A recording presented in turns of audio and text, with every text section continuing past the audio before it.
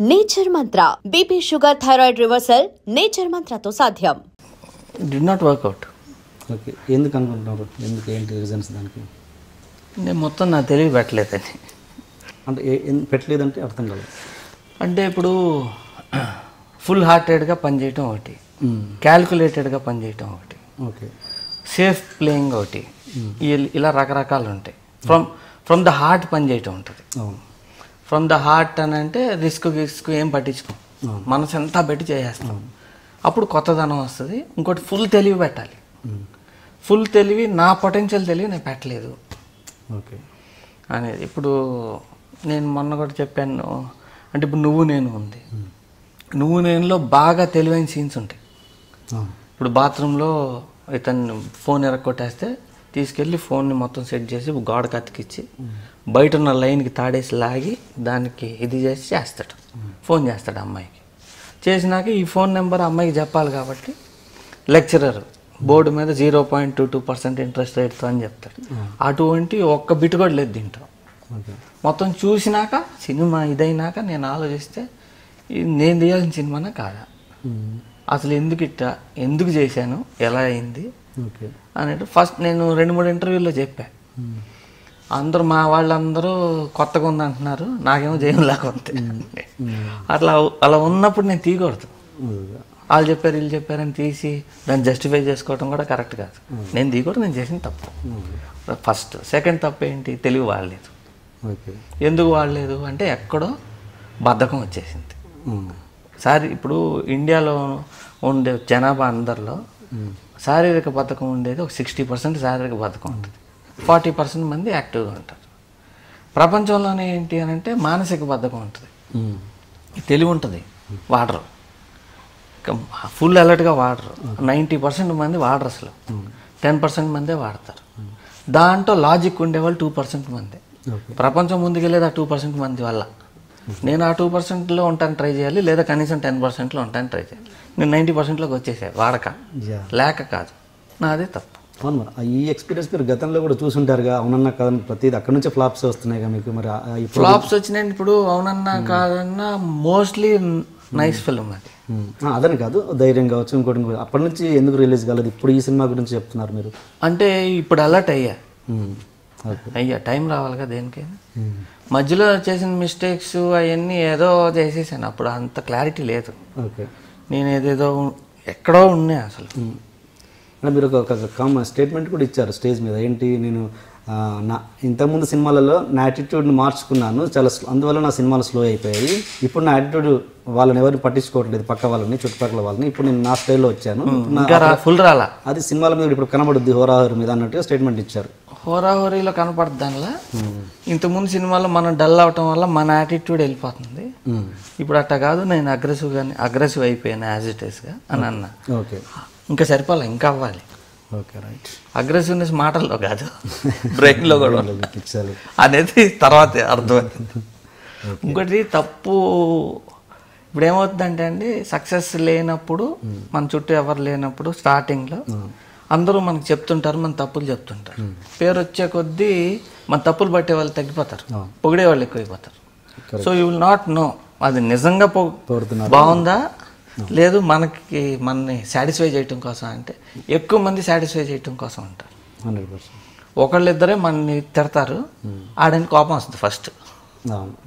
ఏంటి అందరూ బాగుందంటే ఈడేం తిడుతున్నాడు అంటే మన పోయే టైం వచ్చిందని అర్థం. ఎవరన్నా మన తిట్టినప్పుడు కోపం వస్తే, తిట్టినప్పుడు కరెక్టే కదా అనిపించింది అనుకోండి. ఇంకో కామెంట్ ఏం చేశారంటే స్టేజ్ మీద మీరు, తెలుగు సినిమా డైరెక్టర్లకి, మేకర్స్కి కొంత ఈ లెంత్ పిక్చర్ పట్టుకుంది, ఇంత సినిమా ఇంతే ఉండాలి ఇదోటి అని చెప్పేసి. దానివల్ల ఏంటంటే మన ఫీల్ క్యారీ అవ్వట్లేదు, మనం ఏం చెప్పాలనుకుంటున్నామో ఫుల్ ఫ్లెడ్జ్గా చెప్పలేకపోతున్నాము. ఈ తమిళ సినిమాలు ఇవన్నీ అవి సక్సెస్ రావడానికి, ఫీల్ రావడానికి కారణం అదే లెంతే అని అన్నారు. ఓకే, అలాంటి మీరు ఇది ఒక లెంత్లో తీశారు, మరి దీన్ని మరి ఫైనల్గా సినిమా రిలీజ్ అని ట్రిమ్ చేసినట్టున్నారు మీరు కొంత. మరి ఎందుకు మీరు లెంత్ని అంత ఫీల్ అయినప్పుడు ఎందుకు తీశారు? నేను మా ప్రొడ్యూసర్ అట్లా ఇది తీసేద్దాం అంటే మీ ఇష్టం ఎట్లా కావాలో అట్లా చేసుకున్నా. అంటే సినిమా రిలీజ్ అయినాక ఇంకా అంటే ఆ రిజల్ట్ని బట్టి మీరు లెంత్ తగ్గించడం వల్ల ఏం కరెక్షన్ మారలేదు కదా. అది మెయిన్ ఫీల్ అనేది ఫీలే. బ్లాక్తో ఉందా, స్పీడ్గా ఉండాలి. Okay okay. ఒక టైం అంటే ఎప్పుడంటే నువ్వు నేను జయం ఆ టైంలో అసలు ఎలా ఉండేదంటే ఇండస్ట్రీ అంటే తేజ అంటేనే ఇండస్ట్రీ అనే రేంజ్లో ఒక స్టేజ్ చూసారు, ఒక పీక్ స్టేజ్ చూసారు మీరు. అంటే మీరు ఒప్పుకుంటారో ఒప్పుకోరు నాకు తెలియదు, కానీ నేను బయట ఒక ప్రేక్షకుడు నేను చెప్తున్నాను. తేజ అంటే అసలు తేజ సినిమాలో యాక్ట్ చేస్తే చాలు, తేజ సినిమాలో టెక్నీషియన్గా పనిచేస్తే చాలు, మన లైఫ్ సెట్ అయిపోద్ది అనే రేంజ్లో జనాలు ఊహించుకున్నారు. అంటే బయట నుంచి మీకు ప్రెజర్స్ కూడా వచ్చుంటాయి, మావన్ పెట్టి హీరో తీయండి వచ్చుంటాయి, డెఫినెట్గా వచ్చుంటాయి చాలా. ఆ రేంజ్ పీక్ స్టేజ్ చూసారు. అంటే ఒక రాఘవేంద్రరావు గారి టైము, దాసరి గారి టైము, ఈవీవి టైం, కృష్ణారెడ్డి గారి టైం, అలా తేజ టైం అనేది ఒక టైం పీరియడ్ నడిచింది, ఖచ్చితంగా నడిచింది. అది అంత పీక్ స్టేజ్ డెఫినెట్గా నడిచింది, అది మీరు ఒప్పుకున్నా. అంత పీక్ స్టేజ్ చూసిన మీరు సడన్గా డౌన్ఫాల్ అయ్యారు అంటే అప్పుడు మీ రియాక్షన్ ఏంటి అసలు? అంటే ఇంతవరకు ఇలా స్టేజ్ చూశాను, ఇలా సడన్గా అయిపోయిన ఉన్నది, ఏమన్నా ఆ రియాక్షన్ ఏంటి? ప్లస్ అలా అవ్వడానికి కారణం ఏంటి? మీరు చూజ్ చేసుకున్న స్టోరీసా, లేకపోతే మీ మీద ఎక్స్పెక్టేషన్ పెరిగిపోవడం వల్ల ఫెయిల్యూర్ స్టార్ట్ అయ్యాయా, లేదంటే ఎవరైనా వ్యక్తుల, ఏంటి కారణం? వ్యక్తులు అట్లా అని కాదండి, లేజీ అయిపోయాను. హెడ్ వెయిట్ ఎప్పుడు లేదు, ఎప్పుడు ఇట్లాగే ఉంటాను నేను. ఓకే. డబ్బులు ఉన్నా లేకపోయినా ఒకే టైప్. మామూలుగా సక్సెస్ రాగానే విజయ్ తలకెక్కించుకోవడం అనేది కామన్ జరుగుతుంటుంది ఇండస్ట్రీలో. థింకింగ్ ప్యాటర్న్ రాంగ్ అయి ఉంటుంది. ఓకే. సరిగా అంటే అలర్ట్గా ఆలోచించటం, ఇంకా బాగా చేయాలనే ఒక తాపన ఉంటుంది, అది పోయి ఉండాలి. వేరే వేరే కాంప్లికేషన్లు వచ్చి మీరు ఆ స్టేటస్ని ఎలా ఎంజాయ్ చేశారు అప్పుడు? అంటే మీకు లేదా అప్పటికి అప్పటికి ఎప్పుడు నేను తేజాన్ని నాకు గుర్తుండదు. నేను మాట్లాడేటప్పుడు గుర్తుండదు. ఉండదు. ఓకే.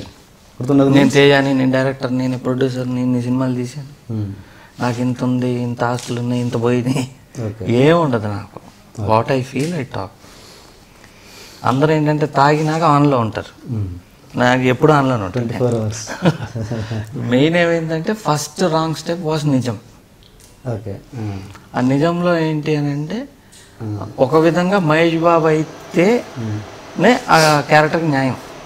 ఎందుకు అని అంటే మహేష్ బాబు పర్ఫార్మెన్స్ ఉంటుంది, ఆ ఇంటెన్సిటీ ఎవరూ చేయలేరు. మహేష్ బాబు బదులు కొత్తవాడు ఎవరన్నా ఉండున్నా మ్యాసివ్ హిట్ అయ్యేది సినిమా, ఎందుకంటే పక్కన మదర్ నుండి చేపిస్తుంది కాబట్టి. మహేష్ బాబు రెగ్యులర్గా అనుకున్న హీరోలు ఈ ఏమంటారు, ఈ నితిన్ దేకిన లాంటి హీరోలు ఉంటే బాగా వర్కౌట్ అయ్యేది. అక్కడ ఎక్కడ మిస్ అయింది అని అంటే నేను మహేష్ బాబుతో చేద్దాం అనుకుంది బాబీ అనే అటర్ ఫ్లాప్ తర్వాత.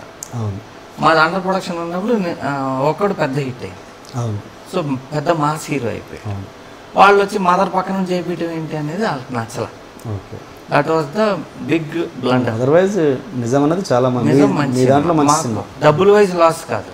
ఓకే. అక్కడ మిస్ కొట్టేటప్పుడు బ్యాలెన్స్ మిస్ అయ్యాడు అని నా feeling. Okay.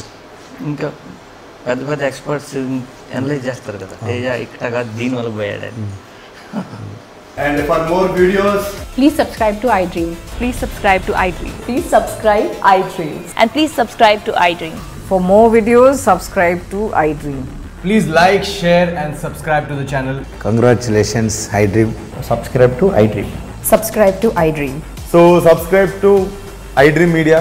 iDream ki iDream team andarki huge congratulations. Please subscribe iDream Media. Please subscribe to iDream. Subscribe iDream. Please subscribe to iDream. iDream అంటే నా కళల ఛానల్ సబ్స్క్రైబ్ చేసుకున్న నోరు తిరుగుతలేదు, మీరైతే గంట గుర్తు కొట్టండి. For more such videos, please subscribe to iDream.